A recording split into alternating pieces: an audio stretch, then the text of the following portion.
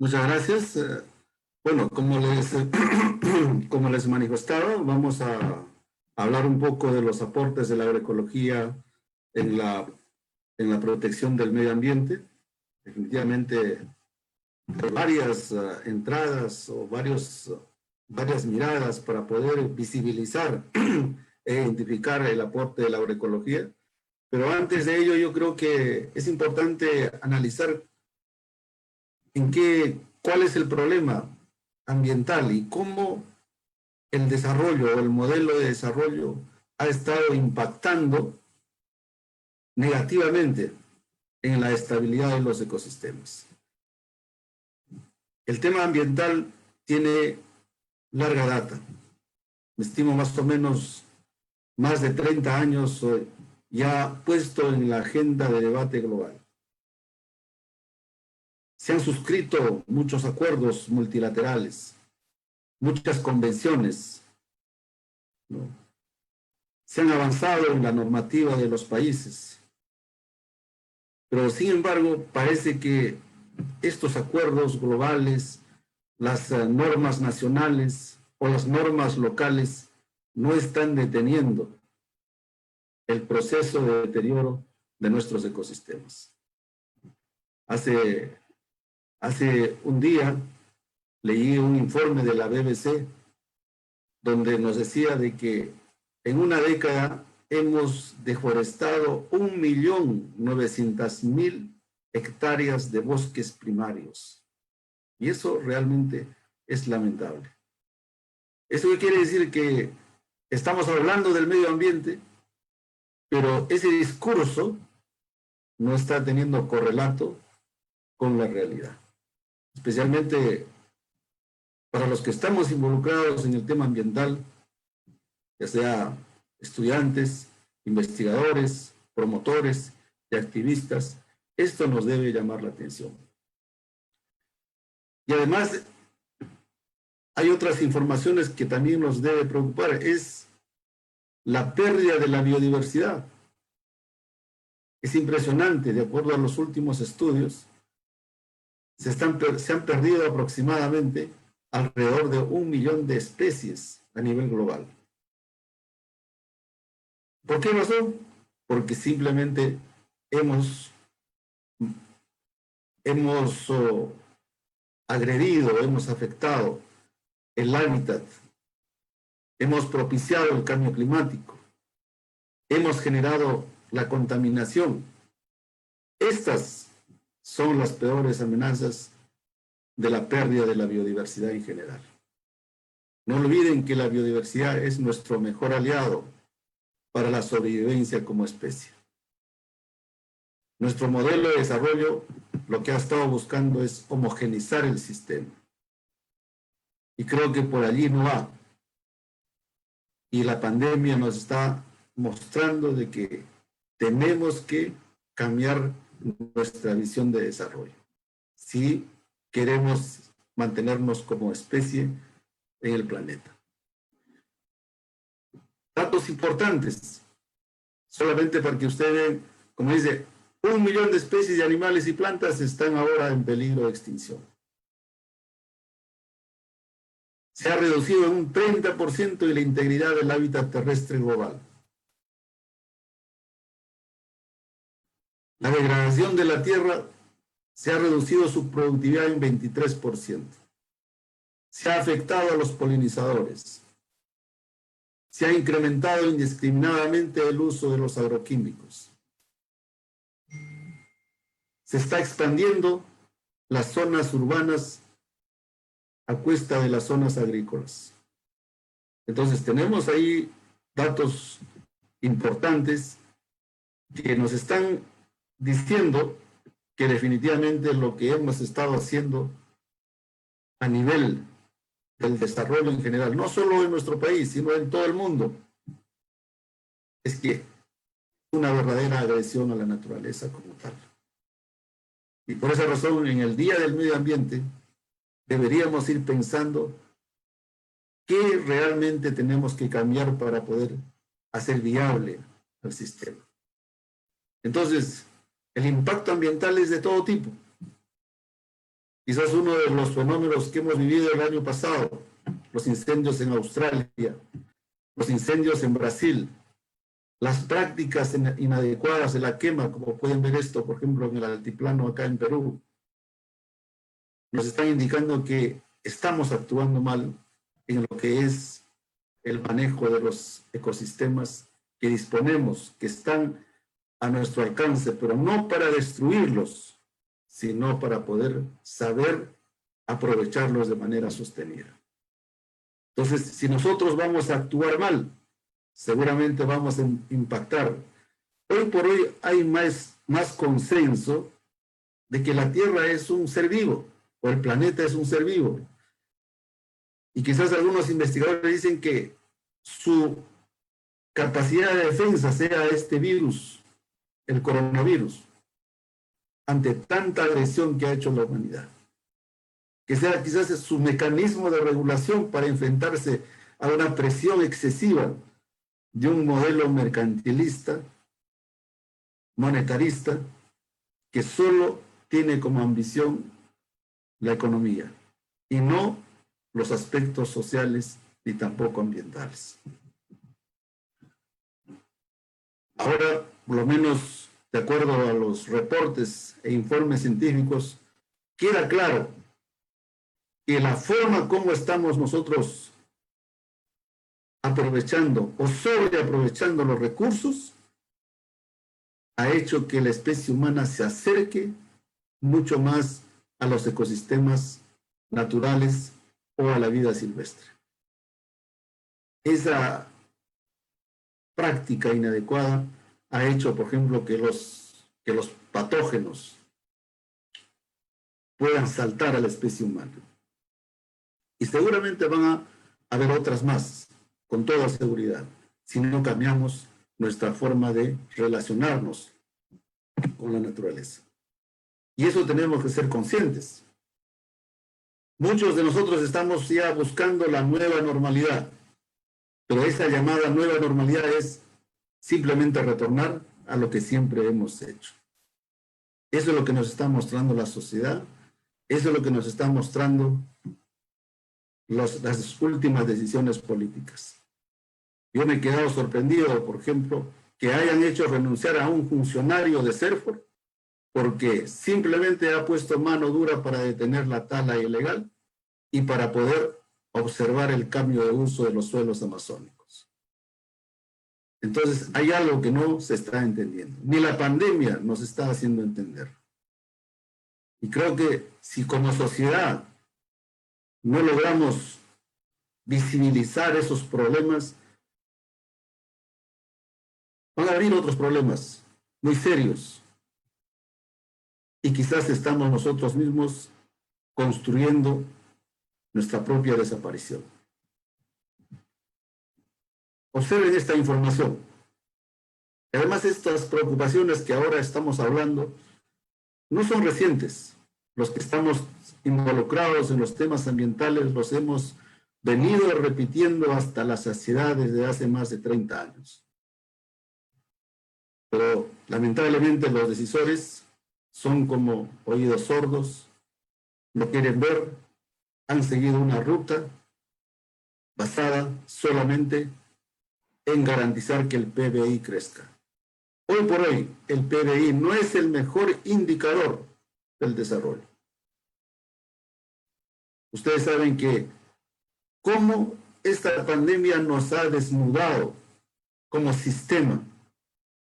Ha desnudado al sistema de salud, ha desnudado al sistema de la educación y ha desnudado al sistema alimentario. Esos tres pilares simplemente nunca recibieron una atención prioritaria a pesar que hemos vivido una época de bonanza.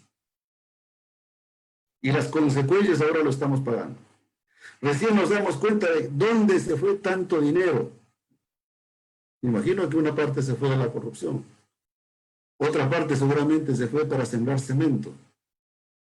Pero no hemos invertido en el recurso humano. No hemos invertido en la calidad de alimentación. Entonces, por ejemplo, acá hay un dato que deben conocerlo. el incremento de los agentes que compiten con nosotros se ha ido incrementando año tras año. Es lo que los agrónomos conocemos como las plagas y las enfermedades.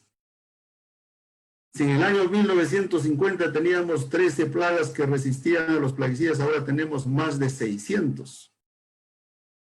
Entonces, toda esa tecnología de los productos químicos, por ejemplo, realmente no han resuelto el problema.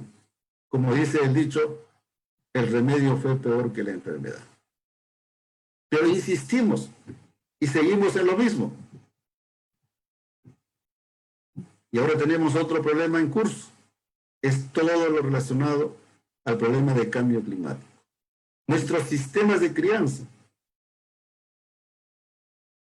simplemente están contribuyendo cada vez más a la emisión de los gases de efecto invernadero. Esos sistemas de crianza, ¿no?, de intensificación productiva, definitivamente, es cierto, incrementa la producción, pero genera costos ambientales que muchas veces nosotros no lo valoramos y esto se convierte pues en una amenaza real y ahora el cambio climático es una realidad. Miren ustedes, por ejemplo, la cantidad de desecho orgánico que los animales acumulan por el sistema estabulado. Porque si estos animales fueran manejados bajo un sistema de pastoreo, no tendríamos este problema. Pero así es, pongo un ejemplo. Con esto no quiero decir que las vacas son un problema. El problema somos nosotros, que por querer incrementar la productividad, modificamos los hábitos de vida de los animales y creamos problemas ambientales que después no tenemos capacidad de poder resolverlos. Por ejemplo, el uso de los fertilizantes. Es sorprendente la cantidad de fertilizantes que estamos utilizando. Año tras año se incrementa en un promedio del 5% el consumo de fertilizantes en el país. Ahora somos grandes usuarios de la urea. Y lo aplicamos mal, como ustedes pueden ver en la imagen. Se desparrama en la superficie del terreno, pensando de que así va a ingresar el nitrógeno al suelo, cuando más bien ese nitrógeno se va en la forma de óxido nitroso y contaminamos el ambiente. Ahí necesitamos pues un trabajo serio. Y esto se complica, porque en el campo no hay asistencia técnica. Solo el 7.5% de los agricultores recibe asistencia técnica. El Estado ha abandonado a los agricultores. No nos estamos acercando hacia los agricultores. Los agricultores ahora más bien conviven con los vendedores de agroquímicos. Pero los que venden agroquímicos no les dan asistencia técnica, sino le venden los productos químicos. Entonces hemos dejado el territorio libre para que haya un comercio indiscriminado de insumos que definitivamente están impactando de manera negativa al medio ambiente. Otro problema es la pérdida de suelos. Yo he quedado sorprendido en todo el país de la forma como los suelos de clase 1 están siendo lotizados, están siendo urbanizados sin un plan de desarrollo urbano. Los mejores suelos se están sembrando con cemento en todas las ciudades. También está sucediendo en Huánuco, está sucediendo en Lima, sucede en todos los departamentos. Y no estamos haciendo nada para detener este problema. Por ejemplo, yo trabajo en el Valle Chilló. A mí me preocupa que año tras año se lotizan suelos de clase 1, suelos aluviales, que deberían dedicarse a la producción de comida, ahora van a ser sembrados de cemento y van a ser tugurizados, intransitables, y que si viene una nueva pandemia, no sabremos cómo enfrentarla. Por eso, creo que deberíamos todos plantear la necesidad de la intangibilidad de las tierras agrícolas en el Perú, especialmente de los valles. Las ciudades no deben crecer a expensas de los valles.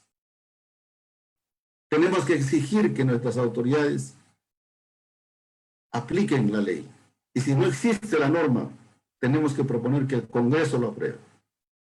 Porque no podemos ponernos la venda en los ojos, todos sabiendo que se está perdiendo cada metro cuadrado que va a significar nuestra comida. Lo más importante para una sociedad es la educación, la salud y la comida. Si esos tres aspectos sociales no están presentes, simplemente como sociedad podemos convulsionar. El negocio de los venenos. Es sorprendente cómo en los últimos 30 años se ha incrementado el negocio de estos. En el año 2010 solamente se consumía alrededor entre 8 a 9 mil toneladas métricas de plaguicidas. Para el 2016 se importó 26 mil toneladas métricas. O sea, estamos desparramando veneno en todo el país. Seguramente si ustedes hacen una mirada, el número de tiendas de agroquímicos que se han abierto en Huánuco debe ser impresionante. Últimamente, hace unos meses, estuve en Huánuco y las tiendas de agroquímicos están en el mismo casco urbano, en el centro de la ciudad, cerca a la pollería, cerca a la bodega, cerca a un restaurante. Pero nadie ha sido capaz de poder reubicarlos. Entonces la amenaza ambiental no solamente está en el campo, sino también está en los centros de comercio de estas sustancias. Y más aún, fíjense este dato que les muestro. El 35.4% de los plaguicidas que se comercializan en el mundo pertenecen a los plaguicidas altamente peligrosos. ¿Qué significa altamente peligrosos? Que tienen algún efecto comprobado en la salud humana. Esta es una escena, por ejemplo, de un valle costeño. Es así como se manipula, se usa, se expone los venenos en los diferentes cultivos hortícolas, por ejemplo. Pero no solamente es la fumigación, sino también es los desechos, el abandono de los envases de los plaguicidas. Tuve la oportunidad, gracias a Islas de Paz, hacer un trabajo en la zona de Umari, en la zona de Pachitea, visitando fincas. Yo quedé sorprendido de la cantidad de uso de pesticidas en el cultivo de papa. Y todavía tuve la oportunidad de dialogar con unos agricultores. Le digo, ¿cómo es posible que puedan usar esto? Entonces él me respondió, bueno, esto tenemos que hacer para poder llevar el producto al mercado. Y le pregunté, ¿ustedes comen esta papa? No, nosotros no comemos esta papa. Nosotros para comer sembramos una parcelita donde ahí no le echamos productos químicos. O sea, el agricultor es consciente de que esta forma de manejo definitivamente tiene un riesgo, pero como se va a los mercados grandes, con residuos o sin residuos, los que van a asumir el pasivo social por consumir la papa contaminada son los consumidores. Esta es la cadena de los plaguicidas, que no hemos podido romperlo en los últimos 50 años. Por el contrario, se ha afianzado. ¿Por qué razón? Porque no hemos sido capaces de poder desarrollar una propuesta que sea viable, que se enfoque a las condiciones que tenemos como país. Al final hemos terminado aceptando de que esa es la tecnología para el campo. Pero ¿saben ustedes que esta tecnología tiene un alto costo social? Porque va a afectar la salud de los consumidores. Tiene un alto costo ambiental, porque contamina el suelo, el agua, elimina la biodiversidad. Y tiene un alto costo económico. Los estudios que hemos hecho, por ejemplo, se han determinado de que más o menos entre el 40 y el 50% de los costos de producción en los cultivos están vinculados directamente al uso de los agroquímicos. Esto me preocupó demasiado. Este es un estudio muy reciente que acabamos de hacer con un estudiante de la Universidad de Huacho. Tomamos muestras de cultivos hortícolas en el Valle de Chillón y lo mandamos al laboratorio y nos dio una pena enorme porque encontramos residuos de plaguicidas que superaban los límites establecidos. El consumidor nunca sabe qué es lo que está comiendo. Esta cebolla china lo va a consumir por ejemplo, en su caldo, en sus ensaladas, ¿no? Pero no sabe con qué carga tóxica está consumiendo esta hortaliza.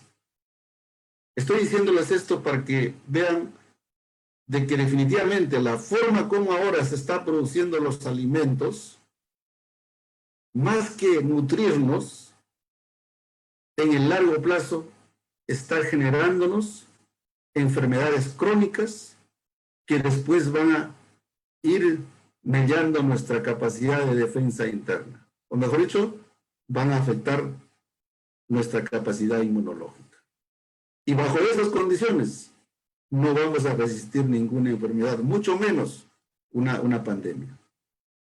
Pero no es solamente a ese nivel. Miren, este dato es sorprendente.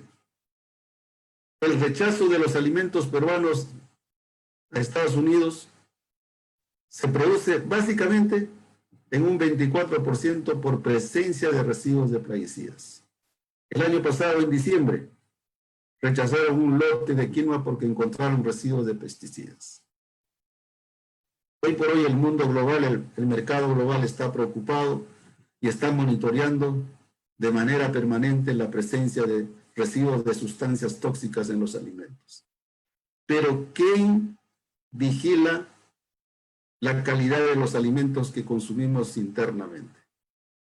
Por ejemplo, la quinoa que se detectó, creo que hace 2 años, en Estados Unidos, 200 toneladas de quinoa le detectaron residuos de plaguicidas. Esos fueron devueltos al país.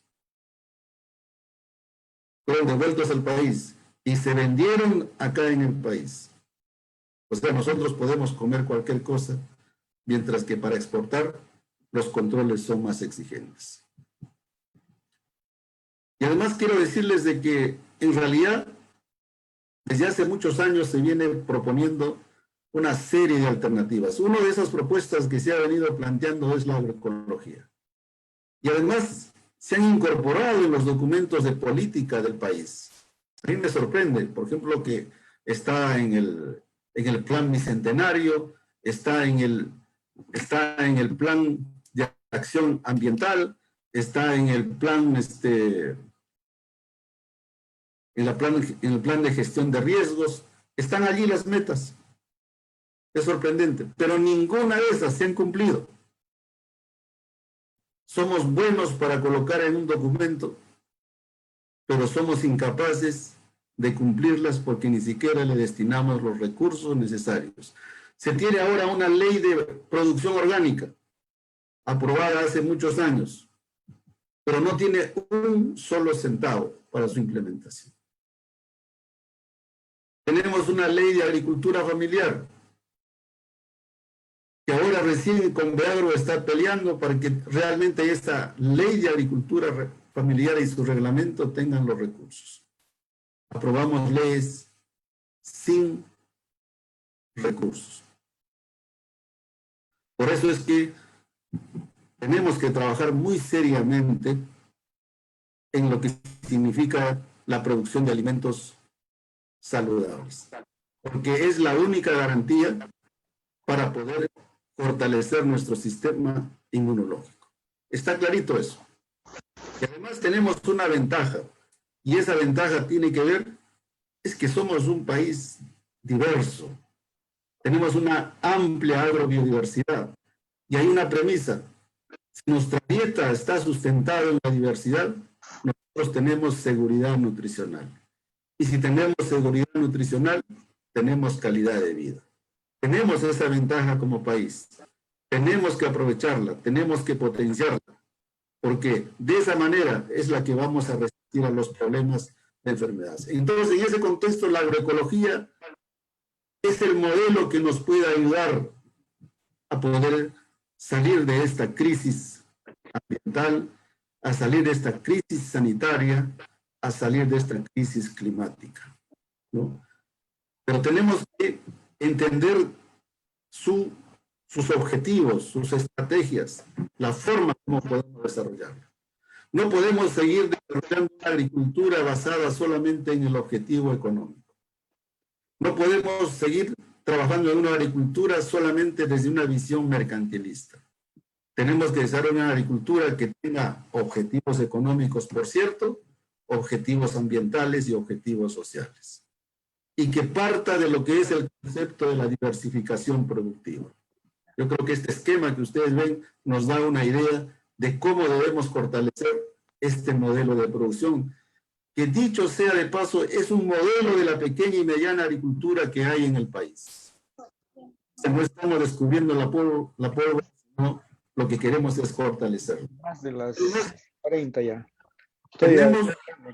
Tenemos una cosa muy importante, que es característico solamente de nuestro país. Somos un país muy accidentado, montañoso, yo siempre somos como un papel arrugado, pero eso tiene una potencialidad. Tenemos diversidad vertical y tenemos diversidad horizontal. Esas condiciones ha hecho que, gracias a nuestras culturas vivientes, se pueda conservar la biodiversidad. Gracias a nuestras condiciones, por ahora por lo menos podemos decir que tenemos variedades de papa, tenemos variedades de maíz, de quinoa, de kiwicha, de plantas aromáticas, etc. Que gracias a esa visión de los cocineros se ha visibilizado y ahora sentimos que tiene una importancia. Y por ese lado, yo creo que tenemos que diseñar nuestro modelo de desarrollo. Entonces, en ese sentido, la agroecología como ciencia nos da la herramienta suficiente como para poder hacer que los sistemas productivos diversificados, integrando la agricultura, la foresta y la ganadería, pueda ser eficiente y competitivo. Además, este modelo nos va a permitir saber gestionar los recursos transversales, que es el suelo, el agua, el clima, la flora y la fauna o la biodiversidad. Yo por eso digo a los estudiantes de ingeniería ambiental, les digo, una de las funciones de los profesionales de ciencias ambientales es ser guardianes de los recursos transversales.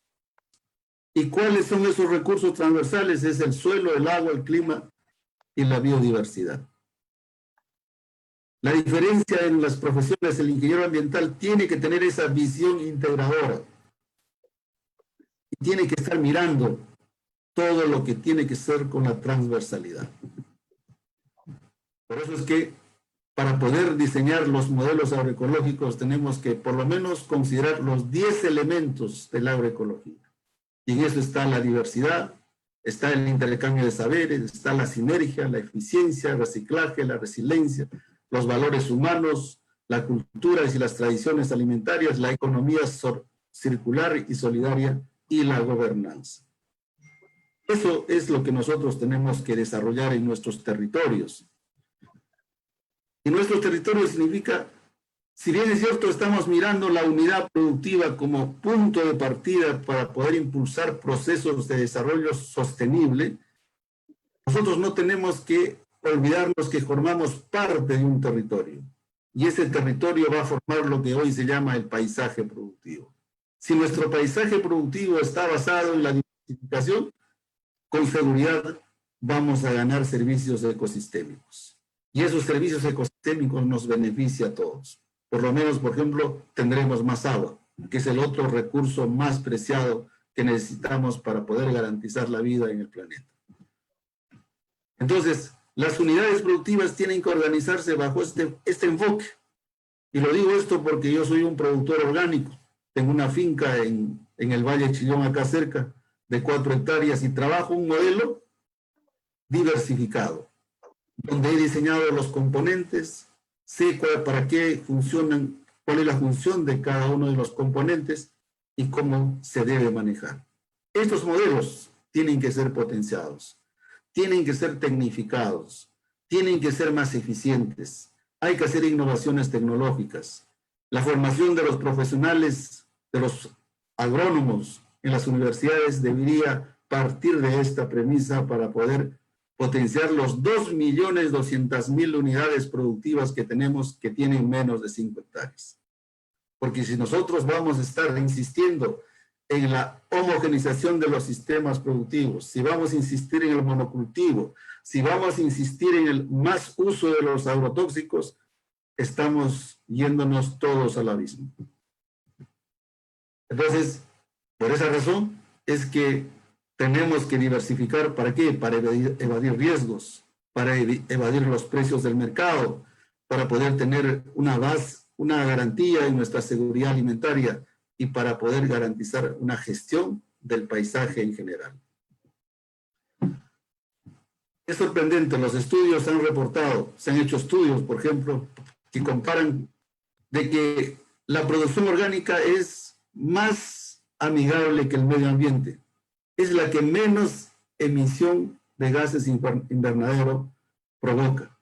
Por el contrario, los sistemas agroecológicos ahora tienen una contribución adicional en el medio ambiente, tienen la capacidad de poder secuestrar el carbono. ¿Qué quiere decir? Captura el carbono, lo deposita en el suelo y no lo deja salir. Y más bien, ese carbono en el suelo contribuye en la mejora de la fertilidad. Esa es una de las ventajas de este modelo. O sea, por esa razón, cuando hablamos de la agroecología y su contribución al medio ambiente, es que no solo reduce la contaminación, sino ayuda a mitigar y adaptarse a las condiciones del clima cambiante, además de producir alimentos saludables. Entonces, en esa perspectiva, tenemos que aprender lo que es la gestión sostenible del sistema productivo. Tenemos que tener una visión integradora, holística, donde podamos tratar de conjugar todas las herramientas para ser más eficientes en la mejora de la producción. Todos los componentes tienen una contribución importante en el sistema. Por ejemplo, en la finca, si tenemos los animales transforman la biomasa y nos produce estiércol y carne. Las plantas transforman la energía lumínica en energía química y se produce la biomasa. Y los árboles son los grandes reguladores del clima. Para eso hay que desarrollar tecnología. Y por suerte que se ha avanzado bastante. Está accesible, pero todavía nos falta masificarlo. Nos falta convencernos que tenemos que hacerlos en escalas mayores. Todavía seguimos resistiéndonos, porque nos hemos acostumbrado, en vez de usar bastante estiércol, que es la comida del suelo, bastante residuo orgánico, que es la comida del suelo, a cargar nuestro saco de urea para poder resolver el tema de la nutrición. Tenemos que cambiar ese paradigma, tenemos que cambiar ese chip, y eso hay que cambiarlo desde las aulas universitarias, desde los institutos tecnológicos, etc.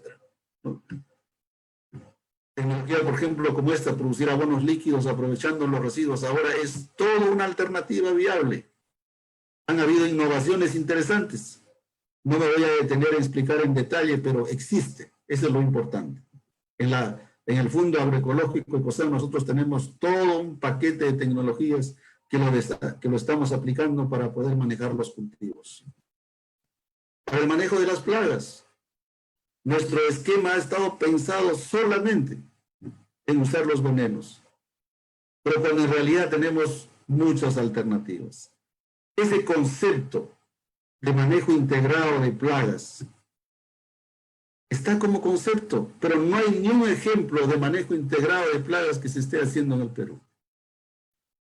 Porque al final terminan reduciendo al uso de los productos químicos. Necesitamos trabajar a nivel de valle, a nivel de territorios, estos enfoques de manejo integrado. Y si es manejo ecológico, o si está trabajando en fincas orgánicas, apliquemos estos principios y con toda seguridad vamos a tener resultados, y personalmente lo he hecho y los resultados que he obtenido son bastante satisfactorios. Y otro tema en este modelo es que tenemos que cambiar el sistema de suministro de alimentos al mercado. En otras palabras, lo que es la famosa cadena de comercialización. La cadena de comercialización nos ha estado, en realidad, destruyendo a los pequeños productores. Los intermediarios se han convertido, como quien dice, en los atilas de los pequeños productores, porque ellos fijan los precios a su antojo. Ellos definen cuánto pueden pagar por kilo de tal cual producto. Pero sin embargo, cuando llegan a los mercados, los consumidores siguen pagando precios altos. Entonces, es el momento de hacer una reingeniería en lo que es la cadena de comercialización. Tenemos que trabajar el tema de las cadenas cortas. Tenemos que establecer puntos de encuentro entre los consumidores y los productores, como yo sé que lo están ya haciendo en Huánuco, pero eso tiene que ser potenciado. Yo creo que el rol de los gobiernos locales y los gobiernos regionales a ese nivel es fundamental para que se encuentren los consumidores con los productores y se pague un precio justo por los productos.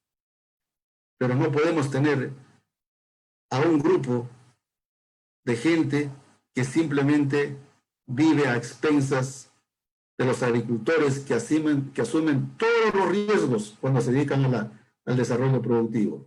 Y los consumidores que simplemente por una falta de información, por no buscar la forma de conectarse con los productores, tienen que pagar precios altos y muchas veces esos alimentos, como ya le he mencionado, con una alta carga tóxica. Creo que es tiempo, digamos, de reflexionar. Por eso es que esta pandemia debería servirnos para una reflexión profunda y a partir de eso empecemos a modificar. Muchos ya quieren regresar a la normalidad, pero esa normalidad es destructiva. Esa normalidad no es viable. Tenemos que construir una nueva normalidad y todavía no estamos preparados para construir esa nueva normalidad. A mí me sorprende, por ejemplo, cuando yo regreso, voy al campo, ya todo el mundo más o menos están regresando a sus actividades, pero la normalidad con más veneno. Entonces no hemos cambiado. O sea, la pandemia no nos ha dado lecciones profundas, pero sin embargo nuestro chip no quiere cambiar.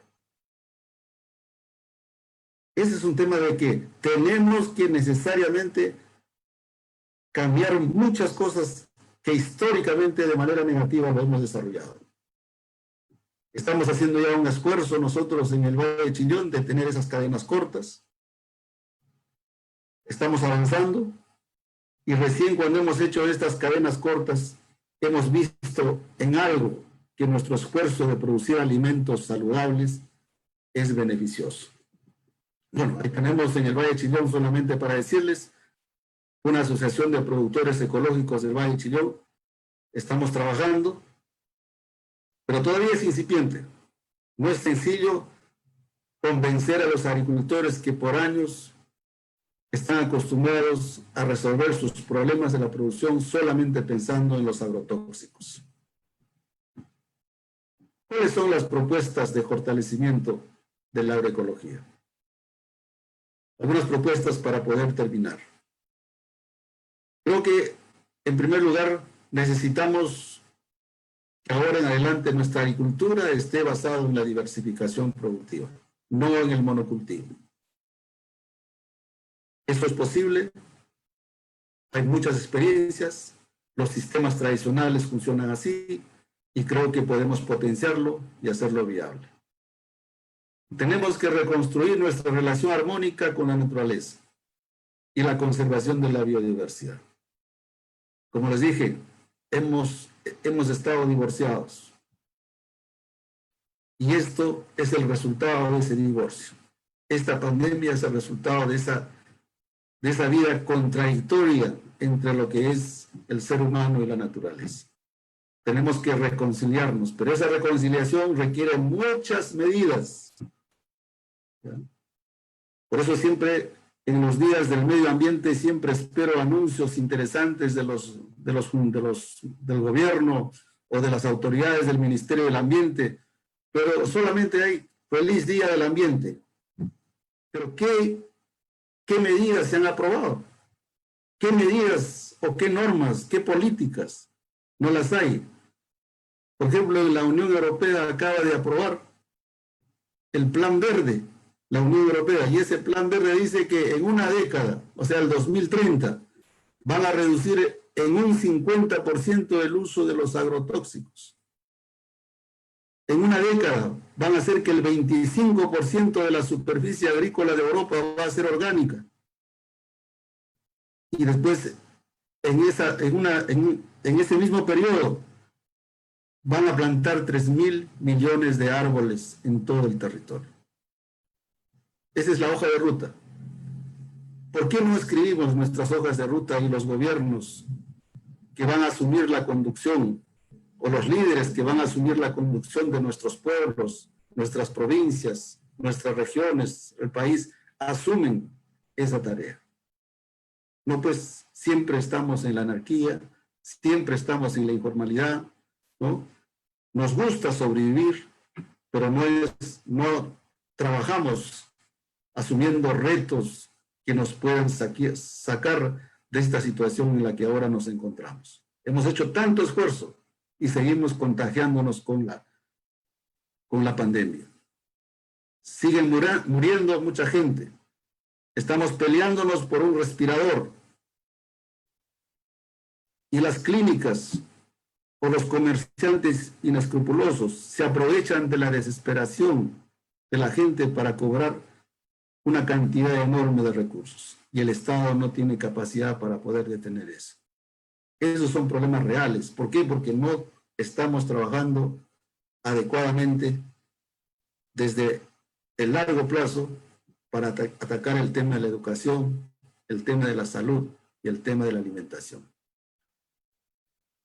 Entonces, por esa razón, por lo menos yo le sugiero de que Huánuco debería tener una política regional de reducción de uso de agroquímicos, que establezcan controles para el uso de agroquímicos en las zonas paperas de Huánuco, en la zona de Pachitea, en la zona de Umari. Tienen que hacerlo. Si no se hace, simplemente eso va a seguir. No debe permitirse el ingreso de los cultivos transgénicos. Está por cumplirse la ley de moratoria. Se cumple el próximo año. Deberíamos todos los peruanos exigir que esa moratoria sea indefinida. Y no vaya a ser como, aprovechándose la pandemia, nos sacan una ley derogando esa moratoria, como lo han hecho en Bolivia. Los mercantilistas no se duermen, están aprovechando para poder garantizar sus negocios. La sociedad civil ahora tiene que estar muy abierta, muy informada para poder fiscalizar y vigilar la convivencia con la naturaleza. Tenemos que tener claro cómo vamos a conservar nuestros recursos transversales: agua, suelo, biodiversidad. Tiene que haber medidas concretas. Como les he dicho, hemos deforestado todo lo que hemos podido. Hemos eliminado la cobertura vegetal de nuestros suelos. Lo hemos desnudado nuestros suelos. Hemos incrementado la tasa de erosión, porque no hemos establecido ni siquiera criterios de cómo debemos aprovechar estos recursos. O contaminamos nuestras aguas. Y yo creo que también esto debería, y ese es otro tema, que a nivel del gobierno regional de Huánuco, aprobarse ordenanzas para declarar la intangibilidad de las tierras agrícolas. Hagámoslo, eso es posible. Y si se quiere ampliar la frontera de dónde vivir, busquemos áreas donde simplemente no compitan con las tierras agrícolas. Nuestros antepasados nunca construyeron sus casas en las tierras agrícolas. Nuestros antepasados construían sus casas en las laderas, porque ellos consideraban que la Pachamama era clave para su seguridad alimentaria y para su estabilidad social, pero nosotros pensamos al revés. Eso es muy importante. También tenemos que, gracias a esta pandemia, como nunca en la historia republicana de nuestro país, se ha generado el retorno de la ciudad al campo. Siempre fue salirse del campo a la ciudad. Eso es una novedad. Pero tenemos que aprovechar esa coyuntura. ¿Para qué? Para que ese retorno signifique repoblamiento del medio rural. ¿Pero para qué? También para que se genere un cambio intergeneracional en el campo. Por eso es que los que están en el gobierno, en los gobiernos locales y los regionales y nacional, tienen que ya empezar a trabajar en una política de desurbanización. Porque van a haber nuevas pandemias. Y si no nos preparamos para enfrentar las nuevas pandemias en el largo plazo, simplemente no hemos hecho nada o no hemos aprendido nada a partir de este problema que ahora estamos viviendo.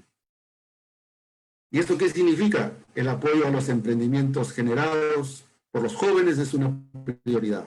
Darle acceso a tierras, darle acceso a crédito, darle acceso a logística, comunicación, serán importantes, porque necesitamos que los jóvenes regresen al campo, pero en nuevas condiciones.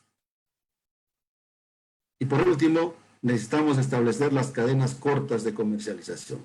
Creo que hay un esfuerzo que ya está avanzando a este nivel, pero hay que fortalecerlas.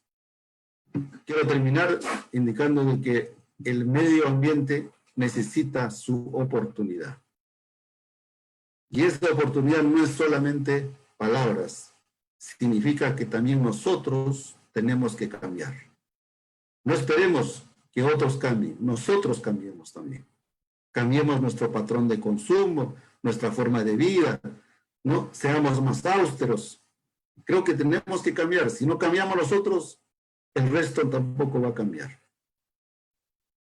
Eso es el mayor desafío para poder enfrentar los futuros problemas que nosotros podemos tener. Muchas gracias.